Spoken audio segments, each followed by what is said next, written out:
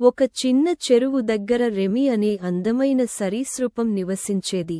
రెమి శరీరం మీద వెండి రేఖలు మెరిసేవి. రెమి చాలా చిన్నది కాని చాలా జాలి మనసు గలది. ప్రతిరోజూ రెమి నీటి అంచున ఆడుకుంటూ తన స్నేహితులతో మాట్లాడేది. ఒకరోజు రెమి తన స్నేహితులైన పసుపు, ఎరుపు, నీలం గడ్డి పూలను చూసింది. అవి చెట్టు కొమ్మలమీద ఎక్కి దూకుతూ ఆడుకుంటున్నాయి.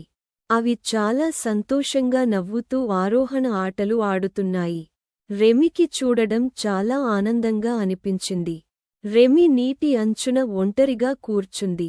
రెమికి కూడా ఆరోహణ ఆటలు ఆడాలని చాలా కోరిక. కాని రెమికి భయమేసింది. నేను ఎప్పుడూ ఎక్కలేదు, నాకు రాదు కదా అని అనుకుంది. రెమి చాలా బాధపడింది తన స్నేహితులతో ఆడుకోలేక. పసుపు గడ్డి పువ్వు రెమి దగ్గరకు వచ్చింది. రెమీ, మనతో కలిసి ఆడుకో అని అన్నది. మొదట ఈ చిన్న రాయిమీద ఎక్కు, అది చాలా తేలిక అని చెప్పింది.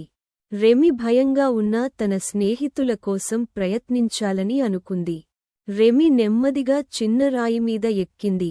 వావ్, నేను చేయగలిగాను అని సంతోషించింది. ఆ తర్వాత చెట్టు వేరుమీద ఎక్కింది.